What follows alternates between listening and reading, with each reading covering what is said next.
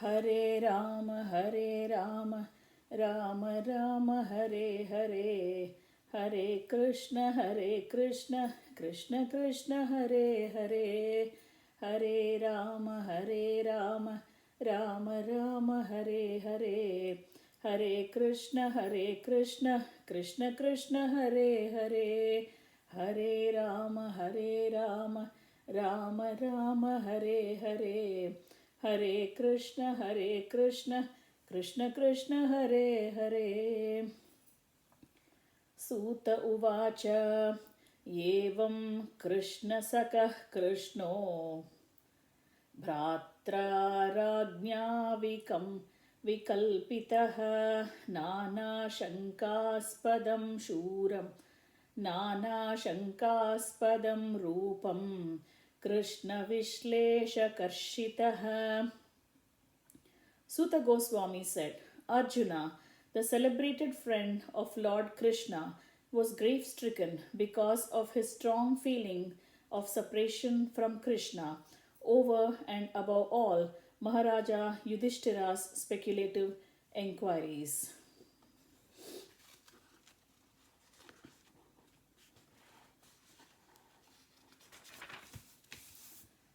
Shokena Shushyadvadana Hritsarojo Hataprabha Vibhum Tamevanusmaran Nashaknot Pratibhashitum.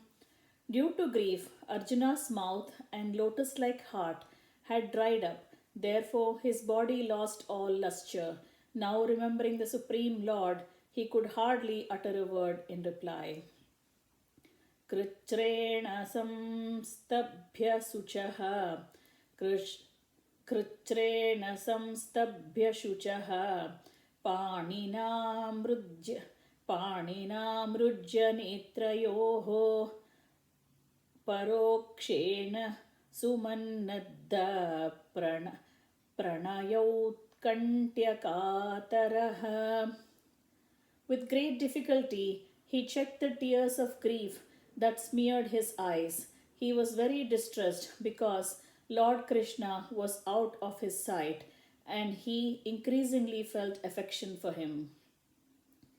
Sakyam Maitrim Sauhrudam Cha Saratyadhishu Samsmaran Rupamagraja Mityaha Bhashpagadgadaya Gira. Remembering Lord Krishna and his well wishes, benefactions, intimate familial feelings, intimate familial relations, and his chariot driving, Arjuna, overwhelmed and breathing very heavily, began to speak. Arjuna Uvacha Vanchitoham Maharaja Harina Bandurupina Yena me pahrutam tejo Deva Vismapanam Mahat.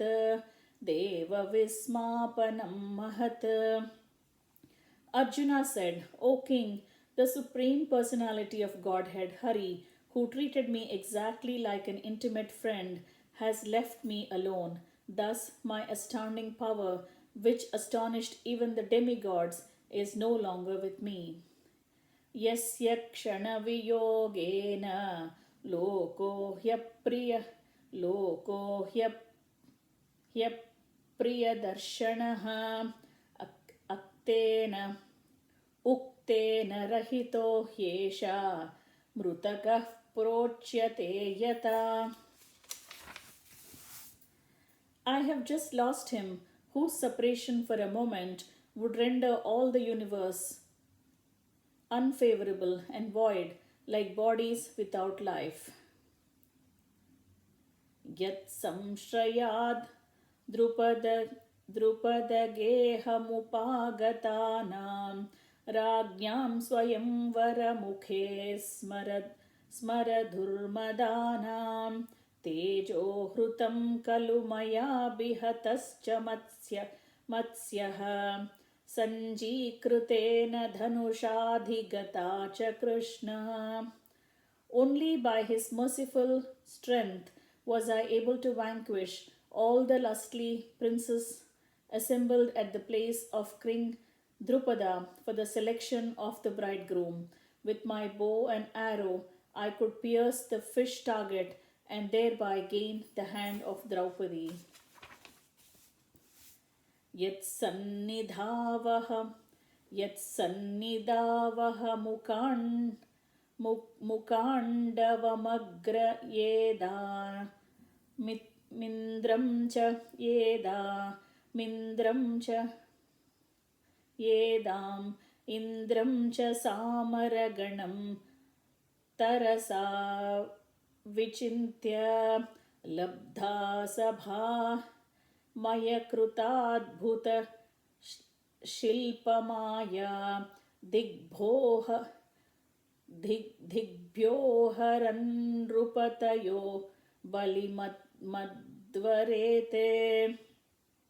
Because he was near me, it was possible for me to conquer with great dexterity the powerful king of the heaven, Indradeva, along with his demigod associates, and thus enable the fire god to devastate the Khandava forest. And only by his grace was demon named Maya saved from the blazing Khandava forest, and thus we could build our assembly house of wonderful architectural workmanship, where all the princes assembled during the performance of Rajasuya Yajna and paid you tributes.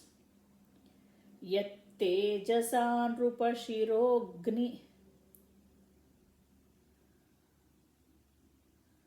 नृपशिरोऽग्निमहान्मकार्थं यत्तेजसा नृपशिरोऽङ्घ्रिमहन्मकार्थम् आर्योऽनुजस्तव राजयुतसत्त्ववीर्यः नेता हृता प्रभयनाथमखाय भूपा यन्मोचितास्तदनयन् बलिमद्वरेते. Your respectable younger brother, who possesses the strength of 10,000 elephants, killed by his grace Jarasandha, whose feat was worshipped by many kings. These kings had been brought from sacrifice in Jarasandha's Mahabhairava Yajna, but they were thus released. Later they paid tribute to your majesty.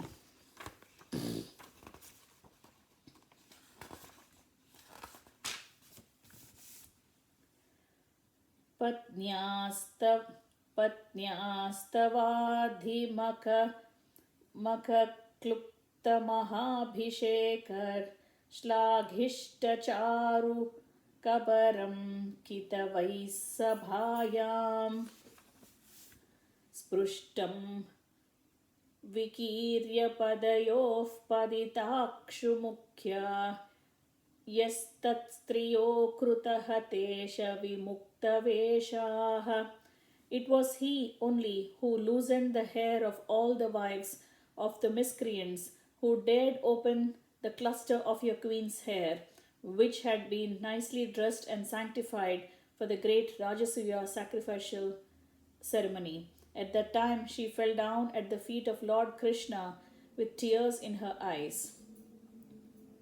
Yo no juhopavanayetya durantakritchrad durvasasorirachitad dayutagrabhugyah शाकान्निष्टमुपयुज्य यतस्त्रिलोकीं तृप्ताममस्त सलिले vinimagna. During our exile, Durvasa Muni, who eats with his 10,000 disciples, intrigued with our enemies to put us in dangerous trouble. At that time, he, Lord Krishna, simply by accepting the remnants of food, saved us. By his accepting food thus, The assembly of Munis, while bathing in the river, felt sumptuously fed, and all the three worlds were also satisfied. यत्तेजसात भगवान् युदिषु शूलपाणिर्विस्मापितः विस्मापितः सगिरिजोस्रमधान् निजं मे अन्येऽपि चाहममुनैव कलेवरेण प्राप्तो महेन्द्रभवने महदासनार्धम्. It was by his influence only that in a fight I was able to astonish the personality of God, Lord Shiva, and his wife, the daughter of Mount Himalaya. Thus he, Lord Shiva, became pleased with me and awarded me his own weapon. Other demigods also delivered their respective weapons to me, and in addition I was able to reach the heavenly planets in this present body and was allowed a half elevated seat. तत्रैव मे विहरतो भुजदण्डयुग्मं गाण्डीवलक्षणमरातिवधाय देवाः सेन्द्राश्रिता यदनुभावितमाजमीड तेनाहमद्य मुषितः पुरुषेण भूम्ना. While I stayed for some days as a guest in the heavenly planets, all the heavenly demigods, including King Indradeva, took shelter of my arms, which were marked with Gandiva bow, to kill the demon named Nivata Kavacha. O King, descendant of Ajamida, at the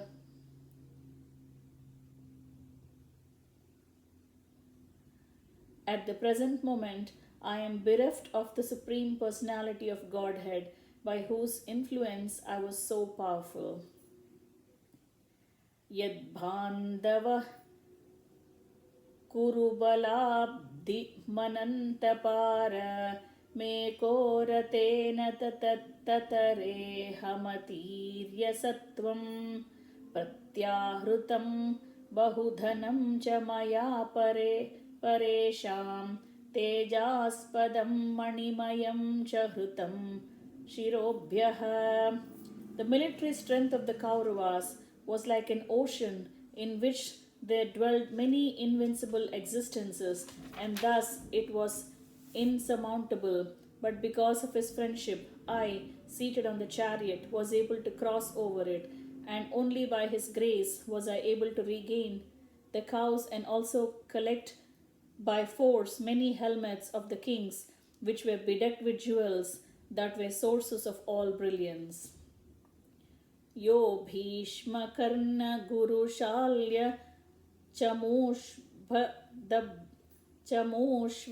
Dabra Rajan Yavaryaratha Mandala Manditasu Agre Charo Mama Vibho Ratayutapanam Ayurmanam Sicha Trushasaha Oja Archat. It was he only who withdrew the duration of life from everyone, and who in the battlefield withdrew the speculative power and strength of enthusiasm from the great military phalanx made by the Kauravas, headed by Bhishma, Karna, Drona, Salya, etc. Their arrangement was expert and more than adequate, but he, Lord Sri Krishna, while going forward, did all this. Yadhoshuma pranihitam Guru Bhishma Karna Naptruptrigarta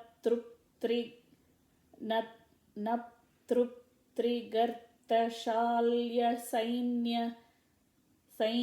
Saindhava Bahlikadhyaihi Astranyamogha Mahimani Nirupitani Nopasprushurruha Nruharidhasamivāsurāni. Great generals like Bhishma, Drona, Karna, Bhurisrava, Susarma, Salya, Jayadratha, and Bahlika all directed their invincible weapons against me, but by his, Lord Krishna's grace, they could not even touch a hair on my head. Simultaneously, Prahalada Maharaja, the supreme devotee of Lord Nrsimhadeva, was unaffected by the weapons and demons used against him.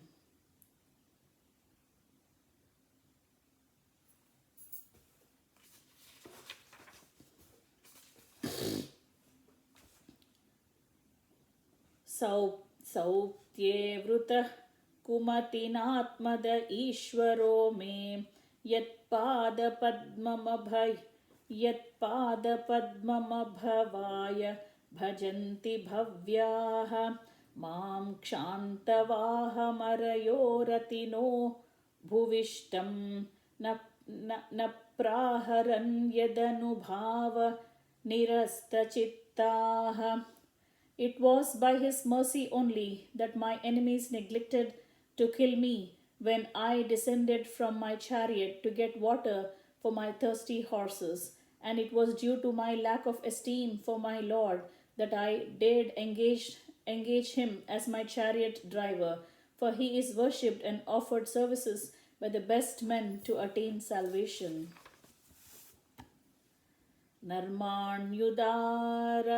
Dharmanyudara ruchi rasmita shobhitani he partha he arjuna sake kuru nandaneti sanjalpitani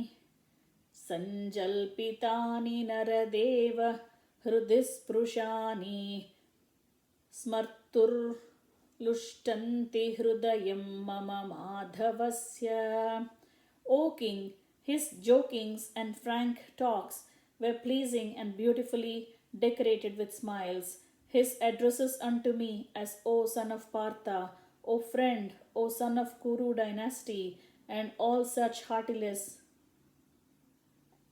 are now remembered by me, and thus I am overwhelmed. Sayyasanatana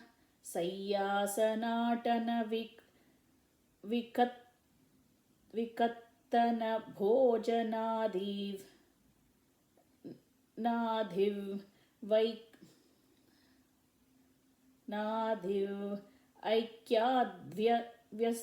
aikyadvayasya ऋतवानिति विप्रलब्धः सख्युः सकेव पितृवत्तनयस्य सर्वं सेहे महितया कुमतेरघं मे. Generally, both of us used to live together and sleep, sit and loiter together, and at the time of advertising oneself for acts of chivalry, sometimes, if there were any irregularity, I used to reproach him by saying, "My friend, you're very truthful." Even in those hours when his value was minimized, he, being the Supreme Soul, used to tolerate all those utterings of mine, excusing me exactly as a true friend excuses his true friend, or a father excuses his son. Soham Rupendra Rahitah Purushottamena Sakhya Priyena Suhruda Hrudayena Shunyaha Advanyurukrama Parigrahamangarakshan Gopaina sadbhira bhalena vinirjitosmi. O Emperor, now I am separated from my friend and dearmost well-wisher, the Supreme Personality of Godhead, and therefore my heart appears to be void of everything. In his absence I have been defeated by a number of infidel cowhead men while I was guarding the bodies of all the wives of Krishna. तद्वैदनुस्तहृष इषवस् तद्वैदनुस्त इषवः सरतो हयास्ते सोऽहं रथी नृपतयो यत आनमन्ति सर्वं क्षणेन तदभूद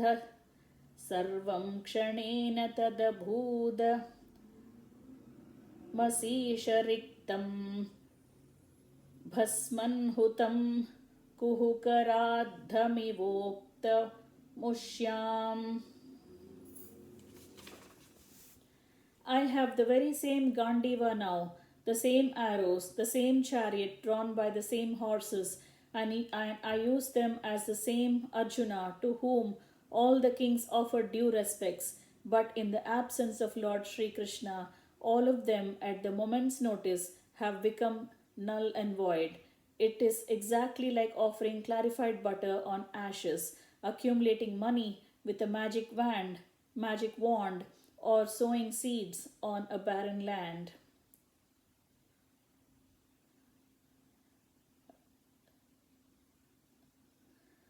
Rajamstvayānuprushtānām suhrudām na suhrutpure viprashāpavimūಢānām nighnantām muštibhirmitah Vārunīm madhirām pītvā madonmatitachetasām अजानतामिवान्योन्यं चतुः पञ्चावशोषिताः. O king, since you have asked me about our friends and relatives in the city of Dwaraka, I will inform you that all of them were cursed by the Brahmanas as a result of they all becoming intoxicated with wine made of petrified rice and fought among themselves with sticks, not even recognizing one another. Now all but 4 or 5 of them are dead and gone. Prayenaitad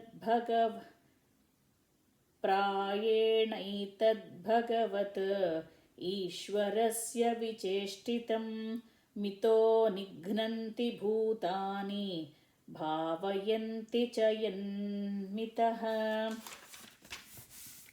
Factually, this is all due to the supreme will of the Lord, the personality of Godhead. Sometimes people kill one another, and at other times they protect one another.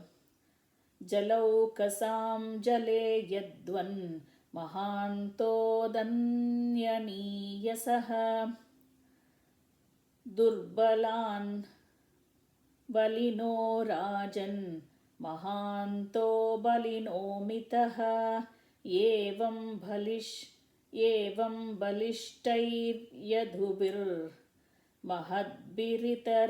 mahadbiritaran vibhuhu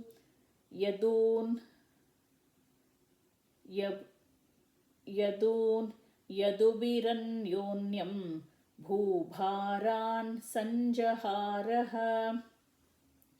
O king, as in the ocean the bigger and stronger aquatics swallow up the smaller and the weaker ones, so also the Supreme Personality of Godhead, to lighten the burden of the earth, has engaged the stronger Yadu to kill the weaker and the bigger Yadu to kill the smaller. Desha kalartha yuktani hrittapo pashamani cha haranti smaratas-chittam govindabhihitani me. Now I am attracted to those instructions imparted to me by the personality of Godhead, Govinda, because they are impregnated with instructions for relieving the burning heart in all circumstances from time and space. Suta uvacha evam chintayato jishnoho krishnapadasaroruham sauhardenati gadena शान्तासीद् विमला मतिः. Suta Goswami said, thus being deeply absorbed in thinking of the instructions of the Lord, which were imparted in great intimacy of friendship, and in thinking of his lotus feet, Arjuna's mind became pacified and free from all material contamination. Vasudevangayan Vasudevangra Yanushyan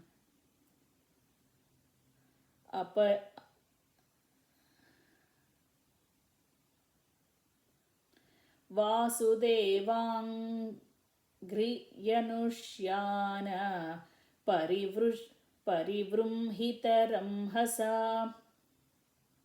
paribhrumhitaram hasa bhaktya nirmatita shesha kashaya dhishanurjunaha.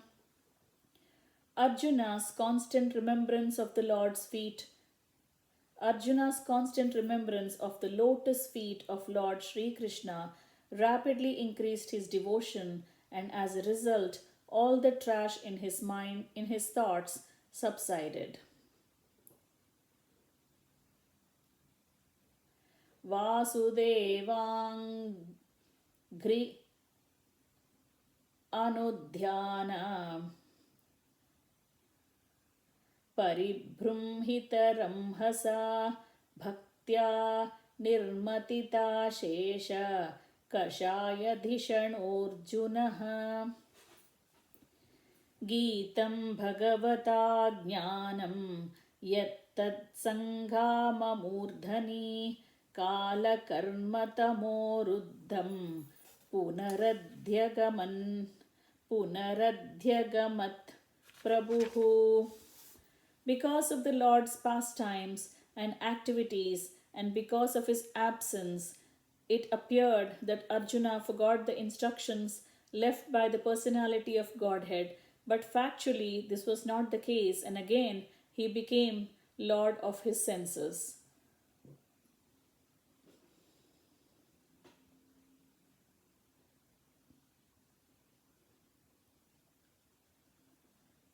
Vishoko brahmasampatya sanchinnadvaita samshayaha lina prakrutinair guhyad alingatvada sambhavaha. Because of his possessing spiritual assets, the doubts of duality were completely cut off. Thus he was freed from the three modes of material nature and placed in transcendence.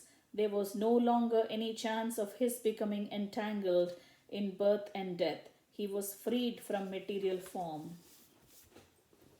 Nishamya Bhagavan Margam Samstam Yadukulasya Cha Swahpataya Matim Chakre Nibrutatma Yudhishthiraha. Upon hearing of Lord Krishna's returning to his abode and upon understanding the end of the Yadu dynasty's earthly manifestations, Maharaja Yudhishthira decided to go back home, back to Godhead.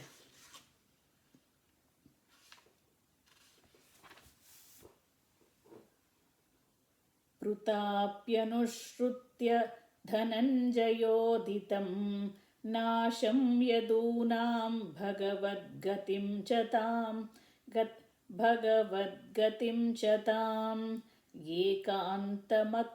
ekanta bhaktya bhagavatyadokshaje niveshitatmopa raramasam Srute. Kunti, after overhearing Arjuna's telling of the end of the Yadu dynasty and disappearance of Lord Krishna, engaged in devotional service of transcendental personality of Godhead with full attention and thus gained release from the course of material existence. Yaya harad bhuvo bharam, yaya harad bhuvo bharam, tam tanum vijahavajaha, kantarkam kantakam kantakeneva dvayam chapishitu samam. The Supreme Unborn, Lord Sri Krishna, caused the members of the Yadu dynasty to relinquish their bodies, and thus he relieved the burden of the world. This action was like picking out thorn with a thorn, though both are the same to the controller. Yata matstadhirupani dhatte juhyadyata nataha bhubharaha kshapito yena jahau taccha kalevaram. The Supreme Lord relinquished the body which he manifested to diminish the burden of the earth. Just like a magician, he relinquishes one body to accept different ones, like the fish incarnation and others. Yada mukundo bhagavani mam mahim jahauskatan va kshavaniya satkataha tadahare va pratibhuddha chetasa sabhadrahetu kaliranvavartata.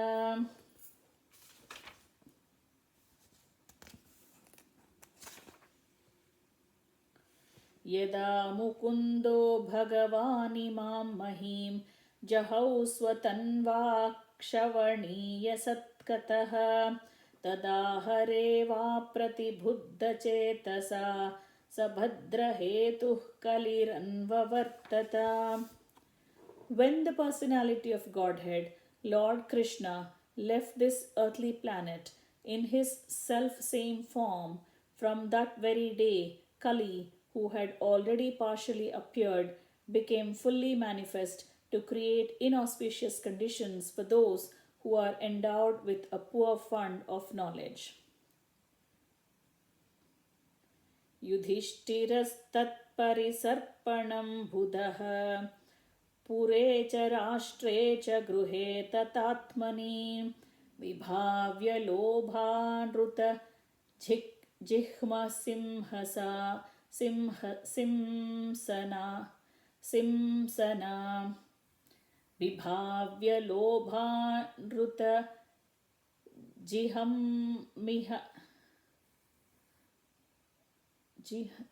jihma himsanad vibhavya lobhanrupa jihma himsana dadharcha adharmachakram gamanaya paryadhat yudhishthirastat-parisarpanam buddhaha pure cha rashtre cha gruhe tatatmani vibhavya lobhad drupa jihamna himsanad adharma chakram gata gamanaya paryadat. Maharaja Yudhishthira was intelligent enough to understand the influence of the age of Kali, characterized by increasing avarice, falsehood, cheating, and violence throughout the capital, state, home, and among individuals. So he wisely prepared himself to leave home as he dressed accordingly. Swarat pautram vinayinam atmanas susamam gunaihi toyanivyah patim bhumer abhyashinchad gajahvaye. Thereafter, in the capital of Hastinapura, He enthroned his grandson, who was trained and equally qualified as the emperor and master of all land bordered by seas. Mathurayam tatha vajram शूरसेनपतिं ततः प्राजापत्यां निरूपेष्टितम्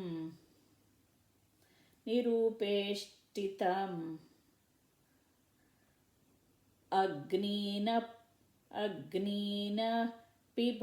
पिबधीश्वरः.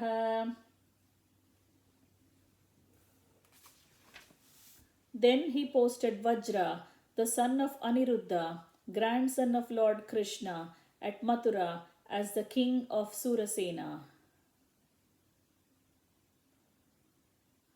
Afterwards, Maharaja Yudhishthira performed a Prajapatya sacrifice and placed in himself the fire for quitting household life.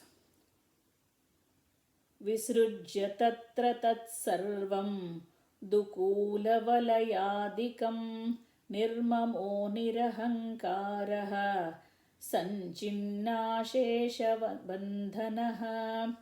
Maharaja Yudhishthira at once relinquished all his garments, belt and ornaments of royal order and became completely disinterested and unattached to everything. Vacham juhava manasi tat prana itare chatam mrutyavapanam sotsargam tam panchatve hyajohavit. It's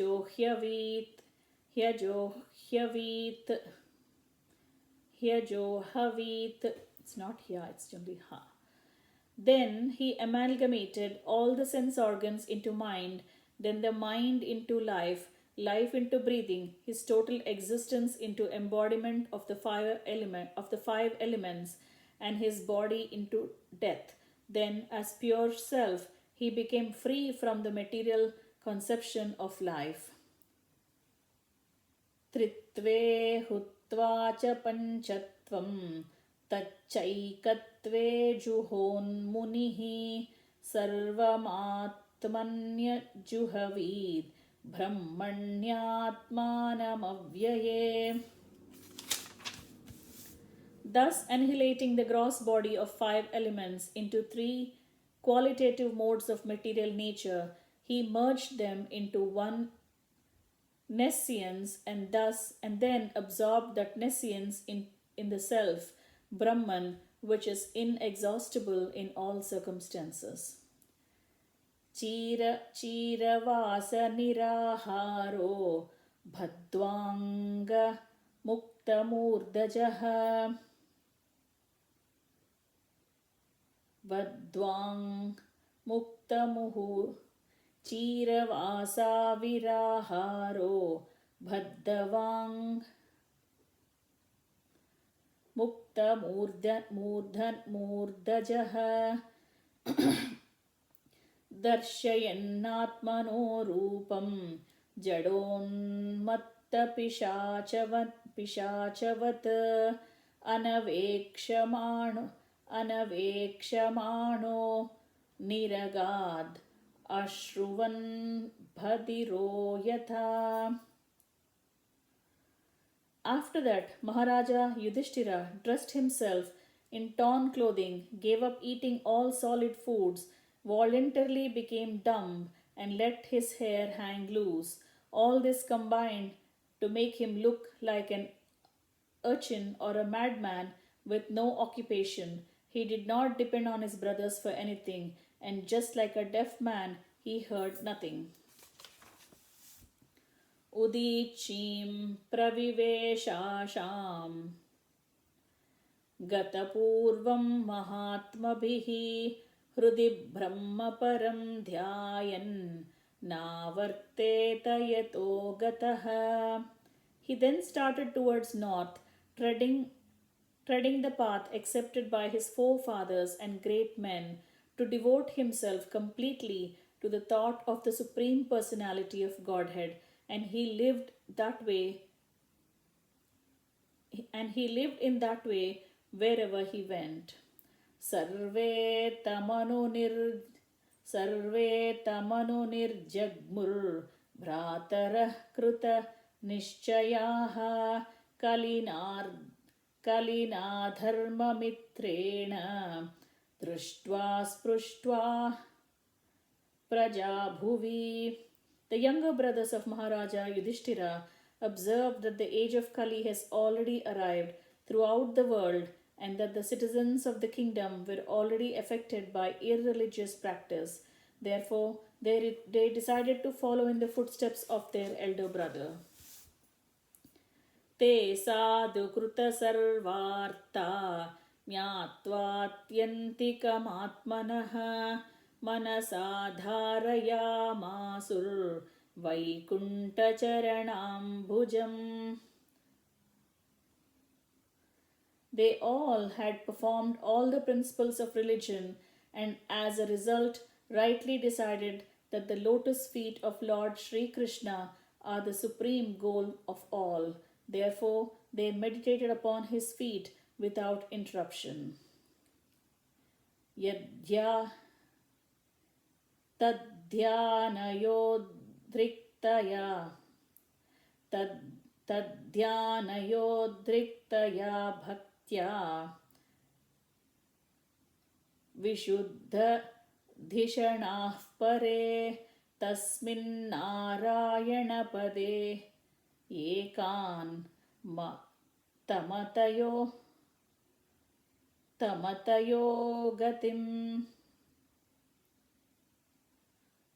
tasmin narayana pade ekantamatayo gatim avapur duravapam te asadbhir vishayatmabhihi vidyutakalmasha sthanam virajenatmanaivahi. Thus, by pure consciousness, due to constant devotional remembrance, they assembled the supreme sky, which is ruled over by the supreme Narayana, Lord Krishna. This is attained only by those who meditate upon the one supreme Lord without deviation. This abode of Lord Sri Krishna, known as Goloka Vrindavana, cannot be attained by persons who are absorbed in the material conception of life, but the Pandavas became completely washed off all material contamination, attained that abode in their very same bodies. Viduropi parityajya prabhase dehamatmanaha krishna veshena tachittaha pitruvisvakshayam yayau. Vidura, while on pilgrimage, left his body at Prabhasa. Because he was absorbed in the thought of Krishna, he was received by the denizens of the Pitruloka, where he returned to his original post. Draupadi cha tadajnaya patinamanapekshatam vasudeve bhagavati hekantamatirapatam.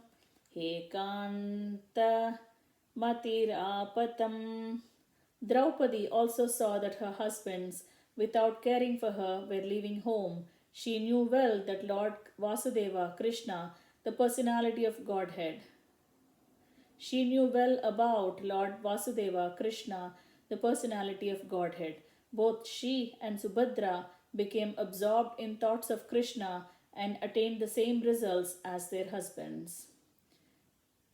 Yashraddhayaitad bhagavat priyanam pando sutanamiti samprayanam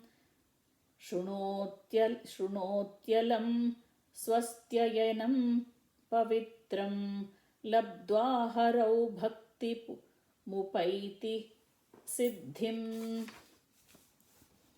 The subject of departure of the sons of Pandu for the ultimate goal of life, back to Godhead, is fully auspicious and is perfectly pure. Therefore, anyone who hears this narration with devotional faith certainly gains the devotional service of the Lord, the highest perfection of life.